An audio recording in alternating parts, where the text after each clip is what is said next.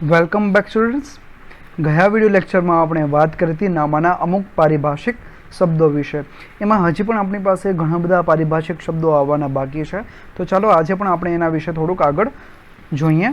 તો સૌથી પહેલાં હવે આપણે આગળ જોઈએ આજે આવકો વિશે, જેને કહેવામાં છે રિસીટ.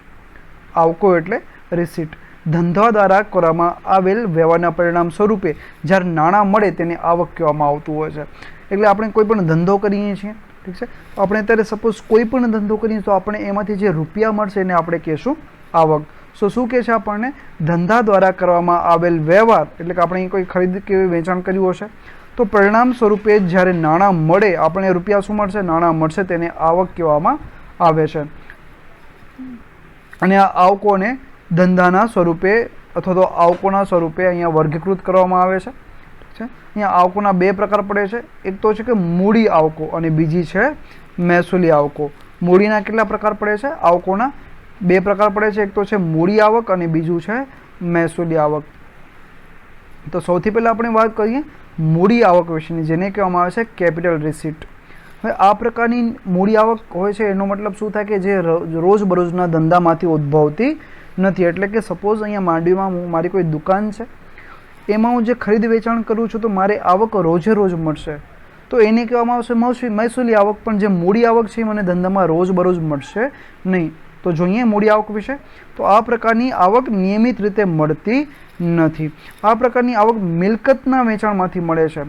શેમાંથી મળે છે? મિલકતના વેચાણમાંથી. આ મિલકત કોને કહી શકીશું? સપોઝ કે મારી અહીંયા સ્ટેશનરીની દુકાન છે, તો મારી પાસે જે ચોપડા પડ્યા હશે, બુકો પડી હશે, ગાઈડો પડી હશે, ઠીક છે, રબર છે, પેન્સિલ છે, એ બધા માટે શું કહેવાય? મારા માટે કહેવાશે સામાન, અથવા તો આપણે જેને કહેશું વસ્તુ. પણ મિલકત એટલે શું? મારી પાસે અહીંયા ફર્નિચર હશે, મારા માટે ટેબલ પડ્યું હશે, પંખો હશે, એ હું રોજે રોજ વેચતો નથી, તો એ કહેવાશે મારા માટે મિલકત. તો જ્યારે હું મારા દુકાનમાંથી જ્યારે કંઈ પણ મિલકત વેચીશ, ઠીક છે, ફર્નિચર વેચીશ, તો તેને કહેવામાં આવે છે મિલકત. તો ત્યારે આપણને આવી આવક મળે છે. દાખલા તરીકે ડિબેન્ચર બહાર પાડીને પ્રાપ્ત કરવામાં આવતી હોય છે, ઠીક છે, અથવા તો મિલકતનું આપણે વારંવાર વેચાણ કરતા નથી, તો આવી આવકને કહેવામાં આવે છે મૂડી આવક. મૂડી આવકને સિમ્પલ ભાષામાં આપણે કહીએ તો શું કહી શકશું? કે જે રોજબરોજના ધંધાની પ્રવૃત્તિમાંથી આપણને મળતી નથી તે આવક. પછી છે મહેસૂલી આવક, જે આપણને ધંધાના રોજબરોજના વ્યવહારમાંથી મળતી હોય, તો રેવન્યુ રિસીટ જેને કહે છે. તો આ પ્રકારની આવકોનો પ્રવાહ વર્ષ દરમિયાન રહેવા પામે છે. એટલે કે આપણને રોજબરોજ આપણને આવી આવકો મળે છે. ખરીદ કર્યું, વેચાણ કર્યું, એમાંથી આપણને આવક મળી, તેને કહેશું મહેસૂલી આવક રોજબરોજના ધંધામાં. તો આવકોના આધારે જે તે વર્ષમાં કમાયેલ નફા અથવા થયેલ નુકસાનની જાણકારી મળે છે. આ પ્રકારની આવકમાં વેચાણની આવક, કમિશનની આવક, વટાવની આવક, ભાડાની આવક વગેરેનો સમાવેશ કરવામાં આવતો હોય છે. આપણને વટાવ મળ્યો, આપણને ડિસ્કાઉન્ટ મળ્યું, ઠીક છે, આપણને કોઈનું ભાડું મળ્યું, આપણને કમિશન મળ્યું, આપણે વેચાણમાંથી જે રૂપિયા મળ્યા એને આપણે કહેશું મહેસૂલી આવક. અને મહેસૂલી આવકને મહેસૂલી ઉપજ પણ કહેવામાં આવતું હોય છે. તો મૂડી આવક એટલે કે આપણને રોજે રોજ મળતી નથી તેવી આવક, અને જે આપણને રોજે રોજ મળે છે તે આપણને મળે છે મહેસૂલી આવક. આગળ છે ચૂકવણીઓ, જેને કહેવામાં આવે છે પેમેન્ટ. આપણે કોઈને રૂપિયા ચૂકવીએ તે ઇટ્સ કોલ્ડ પેમેન્ટ. તો ધંધા દ્વારા કરવામાં આવેલા વ્યવહારોના પરિણામ સ્વરૂપે જ્યાં નાણાં ચૂકવવામાં આવે, એટલે કે આપણે કોઈને નાણાં ચૂકવીએ એને કહેવામાં આવે છે જાવક અથવા તો ચૂકવણી. હવે આવા ખર્ચાના પણ કેટલા પ્રકાર છે? બે પ્રકાર છે. એક તો છે મૂડી ખર્ચા અને બીજા છે મહેસૂલી ખર્ચા. કેટલા પ્રકાર છે ખર્ચાઓના? બે. એક છે મૂડી અને બીજું છે મહેસૂલી. તો ફરી પાછું આપણે વાત કરીએ મૂડી ખર્ચા વિશે, જેને કહેવામાં આવે છે કેપિટલ એક્સપેન્ડિચર. તો આ પ્રકારના ખર્ચા છે એ આપણને રોજબરોજ થશે નહીં. તો આ પ્રકારના ખર્ચા નિયમિત રીતે થતા નથી. હવે આપણી સ્ટેશનરી દુકાન છે, તો આપણે રોજે રોજ ફર્નિચર કે આપણે રોજે રોજ પંખો કે રોજે રોજ ટેબલ ખરીદશું નહીં? ખરીદીએ તો એને કહેવામાં આવે છે મૂડી ખર્ચ. આપણે કોઈક જ વાર ખરીદીએ છીએ. તો યંત્રની ખરીદી થઈ ગઈ, મિલકતો આપણે વારંવાર ખરીદતા નથી, તો આને કહેવામાં આવે છે મૂડી ખર્ચ, જે આપણને ધંધાને કામ કરવા માટે મદદરૂપ બને છે. પંખો થઈ ગયો મિલકત, પછી ફર્નિચર આપણી પાસે યંત્ર થઈ ગયું, રાઈટ, આપણા માટે કબાટ થઈ ગયું, આપણા માટે શું છે? મિલકત છે. તો આવો આપણે મિલકત રોજે રોજ ખરીદતા નથી સ્ટેશનરીની દુકાન માટે, તો એને કહીશું આપણે મૂડી ખર્ચા.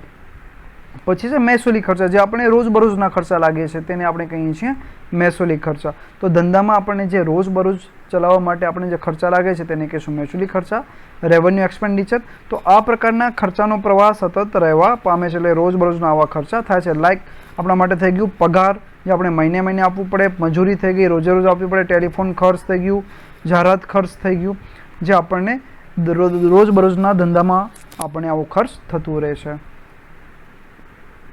આગળ છે પ્રસારિત મહેસૂલી ખર્ચ. શું છે પ્રસારિત મહેસૂલી ખર્ચ? જેને કહે છે ડિફર્ડ રેવન્યુ એક્સપેન્ડિચર, જેને આપણે બીજા નામથી ઓળખીએ છીએ અવાસ્તવિક મિલકતો. ઠીક છે, આપણે વાત કરી હતી કે ડિબેન્ચર બહાર પાડવાનો થયેલ ખર્ચ, અથવા તો આપણે કહ્યું હતું શેર બહાર પાડવાનો થયેલ ખર્ચ, એ બધાને શું કહેવામાં આવે છે? પ્રસારિત મહેસૂલી ખર્ચ કહેવામાં આવતું હોય છે. આગળ છે ખર્ચ, જેને કહેશું એક્સપેન્ડિચર, કે જે આપણે વર્ષ દરમિયાન જે પણ જેટલું આપણી પાસેથી રૂપિયા જાય છે એને કહેશું આપણે ખર્ચ. તો જે ખર્ચેલ રકમનો લાભ જે તે હિસાબી વર્ષને મળવાનો હોય તેને કહેવામાં આવે છે ખર્ચ. અને હિસાબી વર્ષ કેટલા વર્ષનું હોય? 12 મહિનાનું હોય આપણી પાસે. તો આ ખર્ચને મહેસૂલી ખર્ચ તો ઓળખવામાં આવતું હોય છે. દાખલા તરીકે આપણે પગાર છે, તો પગાર આપણો ખર્ચ થઈ ગયો, જે આપણને આપવું પડશે મહિને મહિને. મજૂરી થઈ ગઈ, એ પણ ખર્ચ થઈ ગયું. દલાલી ખર્ચ, કમિશન ખર્ચ, વટાવ થઈ ગયું, આપણે કોઈને વટાવ આપીએ, ડિસ્કાઉન્ટ આપીએ આપણે, એ આપણા બધા માટે શું થઈ ગયું? ખર્ચ થઈ ગયું. પછી છે ઉપજ, આપણને જે આવક મળશે તે વર્ષ દરમિયાન આપણને શું મળશે?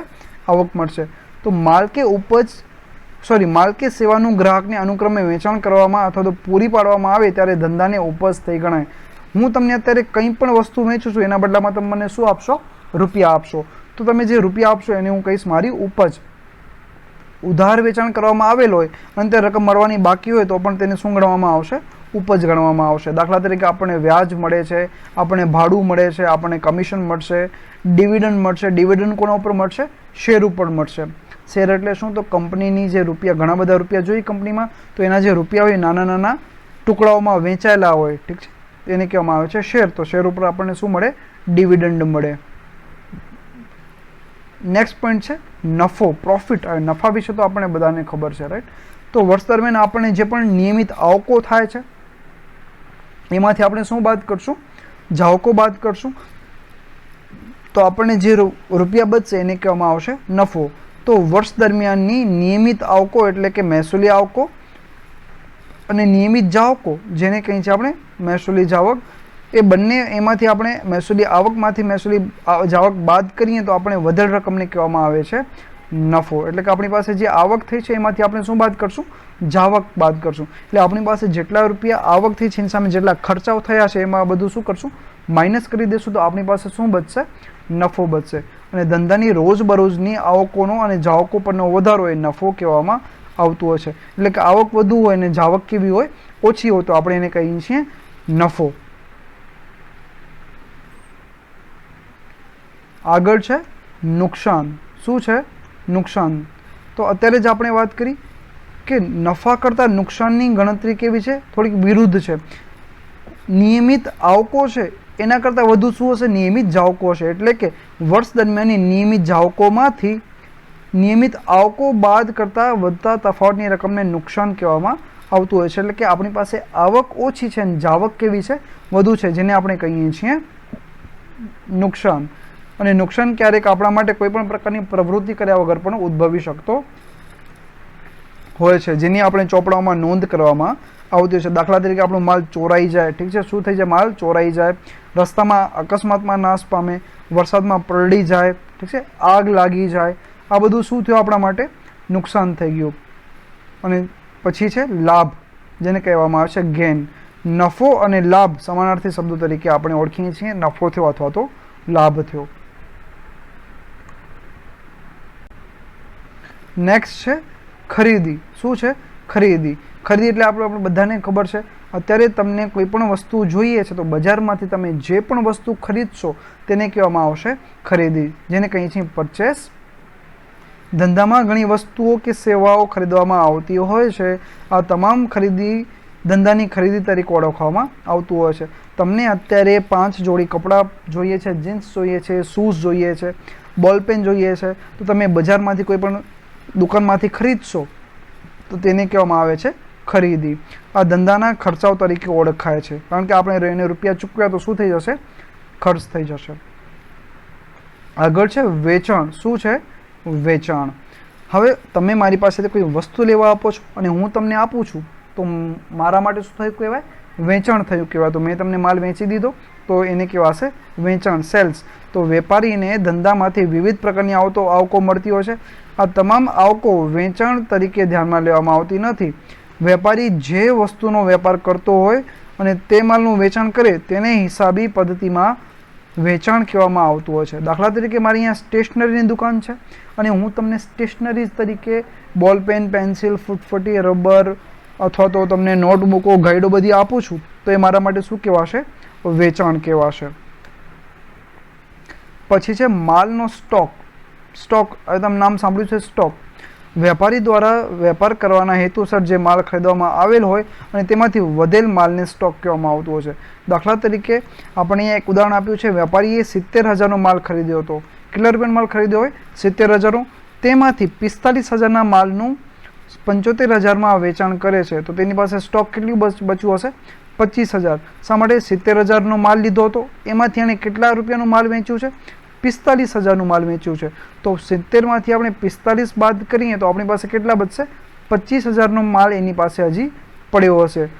બીજી રીતે આપણે જોઈએ તો મારી સ્ટેશનરીની દુકાન છે, મારી પાસે 5,000 નોટબુકો પડી છે, એમાંથી મેં આખા વર્ષ દરમિયાન 3,000 નોટબુકો વેચી, તો મારી પાસે હવે કેટલી બુકો પડી હશે? 2,000 બુકો પડી હશે. તો 2,000 બુકો મારા માટે કહેવાશે સ્ટોક. અને સ્ટોક હંમેશા શરૂનો સ્ટોક હોય અને આખરનો સ્ટોક પણ હોતો હોય છે. આખરનો સ્ટોક એ જ આપણા માટે શરૂનો સ્ટોક ગણાઈ જાય.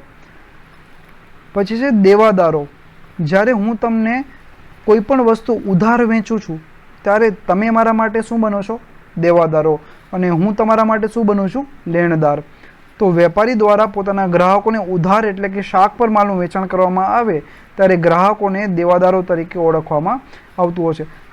તમે મારી પાસેથી 15 નોટબુકો ઉધારમાં લઈ ગયા તો તમે મારા માટે શું ગણાશો? દેવાદાર ગણાશો. અને ગ્રાહકને જેટલા રૂપિયામાં માલનું ઉધાર વેચાણ કરેલું હોય તેટલી રકમ તે ધંધાનો દેવાદાર બને છે. દાખલા તરીકે તમારી પાસેથી 1,000 રૂપિયાનો સામાન લઈ ગયા તો 1,000 રૂપિયાને તમે મારા માટે શું ગણાશો? દેવાદાર ગણાશો. અને દેવાદારો ચાલુ મિલકત ગણવામાં આવે છે. નેક્સ્ટ છે લેણી હુંડી. લેણી હુંડી એક દસ્તાવેજ છે અને એ પણ કેવો? લેખિત દસ્તાવેજ છે, જેમાં 2 પક્ષકારો હોય છે. કેટલા પક્ષકારો હોય છે? 2. એક તો છે હુંડી લખનાર અને બીજું છે હુંડી સ્વીકારનાર. હવે એમાં શું હોય છે કે હુંડી લખનાર છે ભવિષ્યની નિર્ધારિત તારીખે ચોક્કસ રકમ મેળવવા માટે અધિકાર ધારણ કરે છે અને તેનું તે લેણું બને છે. એટલે હુંડી લખનાર માટે હુંડી અને લેણી હુંડી ગણવામાં આવતી હોય છે. હવે હું તમને એક્ઝામ્પલ થ્રુ સમજાવું. તમે મારી પાસેથી 10,000ની નોટબુકો લઈ ગયા તો હું તમારા ઉપર એક ચિઠ્ઠી લખું કે ભાઈ તમે મને 2 મહિના રહીને આ નોટબુક લઈ ગયા હતા એના રૂપિયા હવે મને ચૂકવી આપો. તો અહીંયા હુંડી લખનાર હું છું, સ્વીકારનાર કોણ છે? તમે છો. તો તમે 3 મહિના પછી એ માટે તમે મને સાઇન કરી આપો કે હા હું તમને 2 મહિના પછી હું તમને આ રૂપિયા આપી દઈશ. તો હું જે ચિઠ્ઠી લખું છું તમારા ઉપર તો એને કહેવામાં આવશે લેણી હુંડી. લેણી હુંડી એ શું બને છે? જવાબદારી સ્વીકારે છે. અને એ પણ કોણ સ્વીકારે છે? જે દેવાદાર છે તે.